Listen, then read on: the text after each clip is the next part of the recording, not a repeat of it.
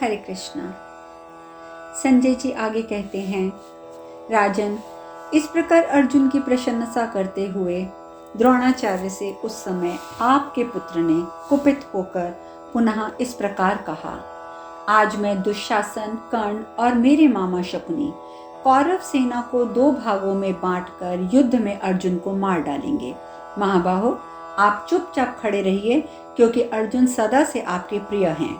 दुर्योधन की ये बात सुनकर द्रोणाचार्य ने हंसते हुए उसकी बात का अनुमोदन किया और तुम्हारा कल्याण हो ऐसा कह के वे राजा दुर्योधन से पुनः बोले, नरेश्वर, अपने तेज से प्रज्वलित होने वाले क्षत्रिय शिरोमणि गांडीवधारी अविनाशी अर्जुन को कौन क्षत्रिय मार सकता है? हाथ में धनुष धारण किए हुए अर्जुन को ना तो धनाध्यक्ष कुबेर, ना इंद्र, ना यमराज, ना जल के स्वामी वरुण, ना असुर, नाग एवं राक्षस ही नष्ट कर सकते हैं। भरत, तुम जो कुछ कह रहे हो ऐसी बातें मूर्ख मनुष्य कहा करते हैं। भला युद्ध में अर्जुन का सामना करके कौन कुशल पूर्वक घर लौट सकता है? तुम निष्ठुर और पापपूर्ण विचार रखने वाले हो, अतः तुम्हारे मन में सब पर संदेह बना रहता है। इसीलिए तुम्हारे हित में ही तत्पर रहने वाले श्रेष्ठ पुरुषों को भी तुम ऐसी ऐसी बातें सुनाने की इच्छा रखते हो। तुम भी जाओ, अपने हित के लिए कुंती कुमार अर्जुन को शीघ्र ही मार डालो। तुम भी तो कुलीन क्षत्रिय हो। मैं आशा करता हूँ तुमसे भी युद्ध में करने की शक्ति है ही, फिर इस संपूर्ण निरपराध क्षत्रियों को क्यों व्यर्थ कटवाते हो? तुम इस वैर की जड़ हो, अतः स्वयं ही जाकर अर्जुन का सामना करो। गांधारी नंदन, ये कपट द्यूत के खिलाड़ी तुम्हारे मामा शकुनी भी बड़े बुद्धिमान और क्षत्रिय धर्म में तत्पर रहने वाले हैं। यही अर्जुन पर युद्ध में चढ़ाई कर दें, यही अच्छा होगा। ये पांसे फेंकने में तो बड़े कुशल हैं। कुटिलता, शठता, धूर्तता तो इनमें कूट कूट कर भरी है। ये जुए के खिलाड़ी तो हैं ही, छल विद्या के भी अच्छे जानकार हैं।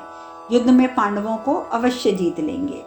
दुर्योधन, तुमने एकांत स्थान में समान भरी सभा में धृतराष्ट्र के सुनते हुए कर्ण के साथ अत्यंत प्रसन्न होकर मोहवश बारंबार बहुत जोर देकर यह बात कही थी, तात, मैं, कर्ण और भाई दुशासन ये 3 ही समर भूमि में एक साथ होकर पांडवों का वध कर डालेंगे। प्रत्येक सभा में ऐसी ही शीखी बघाड़ते हुए मैंने तुम्हारी बहुत बातें सुनी हैं। अपनी उस प्रतिज्ञा को पूर्ण करो, उन सबके साथ सत्यवादी बनो। ये तुम्हारे शत्रु पांडुपुत्र अर्जुन निर्भय होकर सामने खड़े हैं। क्षत्रिय धर्म की ओर दृष्टिपात करो। युद्ध में विजय की अपेक्षा अर्जुन के हाथ से तुम्हारा वध भी हो जाए तो भी तुम्हारे लिए यह प्रशंसा की बात होगी। तुमने बहुत सा दान कर दिया, भोग लिए, स्वाध्याय भी कर लिया, मन माना ऐश्वर्य भी पा लिया। अब तुम कृत्य और देवताओं, ऋषियों और पितरों के ऋण से मुक्त हो गए, अतः डरो मत। पांडुपुत्र अर्जुन के साथ युद्ध करो। ऐसा कहकर द्रोणाचार्य समर भूमि में जिस और शत्रुओं की सेना थी उधर ही लौट पड़े। तत्पश्चात सेना के 2 विभाग करके उसी क्षण युद्ध आरंभ हो गया। इस प्रकार श्री महाभारत द्रोण पर्व के अंतर्गत दुर्योधन और द्रोणाचार्य का संभाषण विषयक 185वां अध्याय पूर्ण हुआ। संजय कहते हैं, प्रजानाथ, उस समय जब रात्रि के 15 मुहूर्तों में से 3 मुहूर्त शेष रह गए थे, हर्ष और उत्साह में भरे हुए कौरवों और पांडवों का युद्ध आरंभ हुआ। तदंतर सूर्य के आगे चलने वाले अरुण का उदय हुआ, जो चंद्रमा की प्रभा को छीनते हुए पूर्व दिशा के आकाश में लालिमा सी फैला रहे थे। प्राची में अरुण के द्वारा अरुण किया हुआ सूर्यदेव का मंडल सुवर्णमय चक्र के समान सुशोभित था। तब समस्त कौरव पांडव सैनिक रथ, घोड़े और पालकी आदि सवारियों को छोड़कर संध्या वंदन में तत्पर हो सूर्य के मुख सम्मुख हाथ जोड़कर वेद मंत्र का जप करते हुए खड़े हो गए। तदंतर सेना के 2 भागों में विभक्त हो जाने पर द्रोणाचार्य ने दुर्योधन के आगे होकर सोमकों, पांडवों और पांचालों पर धावा किया। कौरव सेना को 2 भागों में विभक्त देखकर भगवान श्री कृष्ण ने अर्जुन से कहा, पार्थ, तुम अन्य शत्रुओं को बाएं करके इन द्रोणाचार्य को दाएं करो और इनके बीच में से आगे बढ़ चलो। अच्छा, ऐसा ही कीजिए। भगवान श्री कृष्ण को यह अनुमति दे अर्जुन महान धनुर्धर द्रोणाचार्य और कर्ण से बाएं होकर निकल गए। श्री कृष्ण के इस अभिप्राय को जानकर क्षत्रिय नगर पर विजय पाने वाले भीमसेन ने युद्ध के मुहाने पर पहुंचकर अर्जुन से कहा, अर्जुन विभत्सो, मेरी बात सुनो। क्षत्राणी माता जिसके लिए बेटा पैदा करती है, उसे दिखाने का अवसर आ गया है। यदि इस अवसर के आने पर तुम अपने पक्ष का कल्याण साधन नहीं करोगे, तो जिससे शौर्य और पराक्रम की संभावना की जाती है, उसके विपरीत तुम्हें पराक्रम शून्य समझा जाएगा और इस दशा में मानो तुम हम लोगों पर अत्यंत क्रूरता पूर्वक बर्ताव करने वाला सिद्ध होगे। योद्धाओं में श्रेष्ठ वीर, तुम अपने पराक्रम द्वारा सत्य, लक्ष्मी, धर्म और यश का ऋण उतार दो। इन शत्रुओं को दाहिने करो और स्वयं बाएं होकर शत्रु सेना को चीर डालो। संजय कहते हैं, राजन, भगवान श्री कृष्ण और भीमसेन के इस प्रकार कहने पर प्रेरित होकर सव्यसाची अर्जुन ने कर्ण और द्रोण को लांघकर शत्रु सेना पर चारों ओर से घेरा डाल दिया। अर्जुन क्षत्रिय शिरोमणि वीरों को दग्ध करते हुए युद्ध के मुहाने पर आ रहे थे। उस समय वह क्षत्रिय प्रवर योद्धा जलती आग के समान बढ़ने वाले पराक्रमी अर्जुन को पराक्रम करने से भी आगे बढ़ने से ना रोक सके। तदंतर दुर्योधन, कर्ण, सुबल पुत्र शकुनी तीनों मिलकर कुंती पुत्र धनंजय पर बाण समूहों की वर्षा करने लगे। राजेंद्र, तब उत्तम अस्त्रों वेत्ताओं में श्रेष्ठ अर्जुन ने उन सबके अस्त्रों को नष्ट करके उन्हें बाणों की वर्षा से ढक दिया। शीघ्रतापूर्वक हाथ चलाने वाले जितेंद्रिय अर्जुन ने अपने अस्त्रों द्वारा शत्रुओं के अस्त्रों का निवारण करके उन सब के देखते देखते तीखे बाणों से उन्हें बींध डाला। उस समय धूल की वर्षा आकाश के ऊपर छा रही थी, साथ ही बाणों की भी वृष्टि हो रही थी। इससे वहां घोर अंधकार छा गया और बड़े जोर से कोलाहल होने लगा। उस अवस्था में आकाश का, ना पृथ्वी का, ना दिशाओं का पता लगता था। सेना द्वारा उड़ाई हुई धूल से आच्छादित होकर वहां सब कुछ अंधकारमय हो गया था। राजन, वे शत्रु सैनिक तथा हम लोग आपस में कोई किसी को पहचान नहीं पाते थे। इसीलिए नाम बताने से ही राजा लोग एक दूसरे के लिए युद्ध करते थे। महाराज, रथी लोग रथहीन हो जाने पर परस्पर भिड़कर एक दूसरे के केश, कवच और बाहें पकड़कर जूझने लगे। बहुत से रथी, घोड़े और सारथी के मारे जाने पर भय से पीड़ित होकर ऐसे निश्चेष्ट हो गए थे मानो जीवित होते हुए भी वहां मरे के समान दिखाई देते थे। कितने ही घोड़े और घुड़सवार मरे हुए पर्वताकार हाथियों से सटकर प्राण शून्य दिखाई देते थे। उधर द्रोणाचार्य उस युद्ध स्थल में उत्तर दिशा की ओर जाकर धूम रहित अग्नि से समान प्रज्वलित होते हुए रणभूमि में खड़े हो गए थे। प्रजानाथ उन्हें युद्ध के महाने से हटाकर एक किनारे आया गया देख उधर खड़ी पांडवों की सेनाएं थर-थर कांप रही थी। तेज से प्रज्वलित हुए श्री संपन्न द्रोणाचार्य को वहां प्रकाशित होते देख शत्रु सैनिक थर्रा उठे।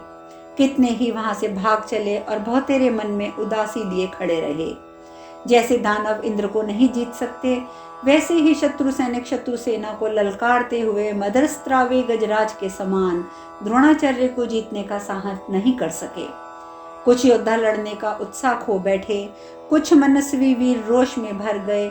कितने ही योद्धा उनका पराक्रम देखकर आश्चर्यचकित हो उठे और कितने ही अमर्ष के विषभूत हो गए। कोई कोई नरेश हाथ से हाथ मलने लगा, कुछ क्रोध से आतुर हो दांत चबाने लगा। कुछ लोग अपनी आयुधों को उछालने और धनुष के प्रत्यंचा खींचने लगे। दूसरे योद्धा अपनी भुजाओं को मसलने लगे और अन्य बहुत से महातेजस्वी वीर अपने प्राणों का मोह छोड़कर द्रोणाचार्य पर टूट पड़े। राजेंद्र, पांचाल सैनिक द्रोणाचार्य के बाणों द्वारा विशेष रूप से पीड़ित हो अधिक वेदना सहते हुए भी समरभूमि में डटे रहे। इस प्रकार संग्राम में विचरते हुए रणदुर्जय द्रोणाचार्य पर राजा विराट और द्रुपद ने एक साथ चढ़ाई कर दी। प्रजानाथ, तदंतर राजा द्रुपद के तीनों ही पौत्रों और चेदी देशीय महाधनुर्धर योद्धाओं ने भी युद्ध स्थल में द्रोणाचार्य पर ही आक्रमण किया। तब द्रोणाचार्य ने तीखे बाणों का प्रहार करके द्रुपद के तीनों पौत्रों के प्राण हर लिए। वे तीनों मरकर पृथ्वी पर गिर पड़े। तत्पश्चात द्रोणाचार्य ने युद्ध में चेदी, केकई, संजय और मत्स्य देश के संपूर्ण महारथियों को परास्त कर दिया। महाराज, इसके बाद राजा द्रुपद और विराट ने द्रोणाचार्य पर सम्रांगण में क्रोधपूर्वक बाणों की वर्षा आरंभ की। क्षत्रिय मर्दन द्रोणाचार्य ने अपने बाणों द्वारा उस बाण वर्षा को नष्ट करके विराट और द्रुपद दोनों को ढक दिया।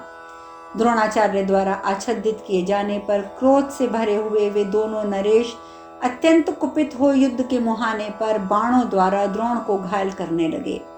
महाराज, तब आचार्य द्रोण ने क्रोध और अमर्ष से युक्त हो 2 अत्यंत तीखे भल्लों द्वारा उन दोनों के धनुष काट डाले। इससे कुपित हुए विराट ने रणभूमि में द्रोणाचार्य के वध की इच्छा से 10 तोमर और 10 बाण चलाए। साथ ही क्रोध में भरे हुए राजा द्रुपद ने लोहे की बनी हुई स्वर्ण भूषित भयंकर शक्ति, जो नागराज के समान प्रतीत होती थी, द्रोणाचार्य पर चलाई। यह देखकर द्रोणाचार्य ने तीखे भल्लों से उन 10 तोमरों को काटकर अपने बाणों के द्वारा सुवर्ण और वैदुर्य मणि से विभूषित उस शक्ति के भी टुकड़े टुकड़े कर डाले।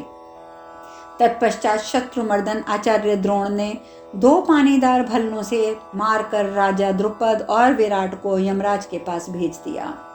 विराट, द्रुपद, केकय, चेदी, मत्स्य और पांचाल योद्धाओं तथा राजा द्रुपद के 3 वीर पौत्रों के मारे जाने पर द्रोणाचार्य का वह कर्म देखकर क्रोध और दुख में भरे हुए महामनस्वी धृष्टद्युम्न ने रथियों के बीच में शपथ खाई, आज जिसके हाथ से द्रोणाचार्य जीवित छूट जाएं और जिसे वे पराजित कर दें, वह यज्ञ करने और कुओं बावलियां बनवाने एवं बगीचे लगाने आदि के पुण्यों से वंचित हो जाए, क्षत्रित्व और ब्राह्मण तत्व से भी गिर जाए।